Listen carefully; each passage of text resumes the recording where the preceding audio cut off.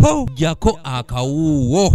Essomero eriri okumpi ery'omuluka ate eriri Bubiro nga gye tufase Mr. Akida. Abatuuze ku kyalo Mawoloba, Kikutu n'ebirala mu luka gw'Ekiringo mu ggombolola y'Engogwe mu disitulikiti y'e Buyikwe basatira olw'abakulira okulambula amasomero ku disitulikiti okuggala essomero lyabwe erya pulayimale lyokka libalina mu kitundu nga lino liriko ebyalo bina ate ng'era mulimu n'ebizinga nga liva ku kibiina ekisooka okutuuka ku ky'omusanvu naye ng'embeera gye lirimu nayo yeeraliikiriza si nnungi. Oluvannyuma lw'okuggalawo essomero lyabwe abakulembeze mu kitundu kino baddukira ku disitulikiti okwekubira enduulu olw'abaana mu byalo ebiriraanyeewo obutasoma olw'engendo empanvu ezitindiddwa okugenda ku ssomero lya gavumenti eririwo erya Bubibiro. Tubadde mu buyinika bw'amaanyi nnyo okuggalawo essomero lyaffe.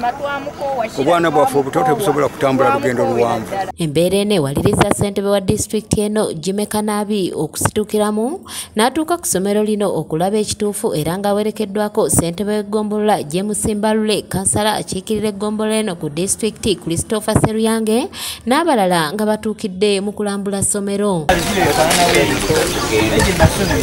Wabula oluvannyuma beesozza olukiiko era ssentebe w'eggombolola eno James Mbalule aloopedde ssentebe nga waliwo endooliito ku ttaka lino okuli essomero nga kye kimu kiviiriddeko okuliggalawo wakati wa Buganda Land Board ko n'omukyala ategeerekeseeko erya Shira agamba nti ettaka era wano yatuukayo lirye ate Buganda Land Board era ne wano n'obwassabagabo bw'Engogwe bugamba omwalo guno guli ku ttaka lya Buganda. Nolwekyo Mr. Chairman twagala okutunulawo okulaba kyokka kansala Seruyange Christopher annyonnyodde ng'abatuuze mu kitundu kino bwe bakaluubirizibwa okutambuza abaana amabujje okugenda ku masomero nga basaanye okulowoozebwako. Bakaluubirizibwa okutambuza ebigere okuva wano okugenda e Buwogole.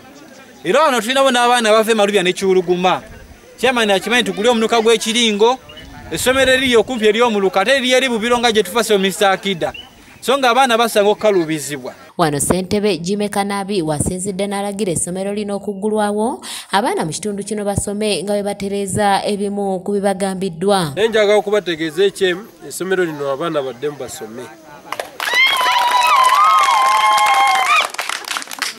Abaana baddemu basome naye ng'ogoberera bali abakugu bye bakoze eki bye bakugambye. Ekirala ensonga z'ettaka tetusobola kuzigendamu nga tewali gye bayita court injunction.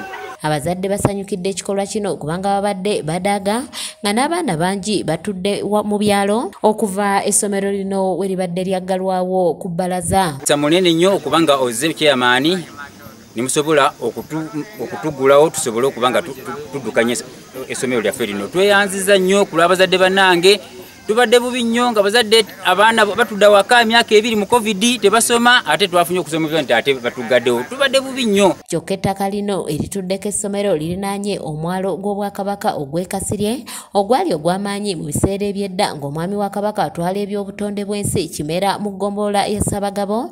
Ngongwe annyonnyodde ebimu ku bigukwatako. Omwalo guno waliwo ebijja bikubwa ebifaananyi kuno ng'abamu era bansangako ne batuula awo batudde n'embuto endene ne bambuuza bye nababuuza ne mbagamba nti nzikiriza era nsanyukira abajja okugatta ku mulimu guno nga si kugoba oba kukenzakenza abantu ba Kabaka kuba kuva dda bwalo gwa Kabaka nga kuliko n'akatale. Patrice Kyewalabye yakusakidde eggulire lino ku lwa ABS Television. Ensuwa zaatuukiranga okuva e Buvuma n'ebirala ebiringa ebyo mu life history mwalo gw'amaanyi giri emirala mipya.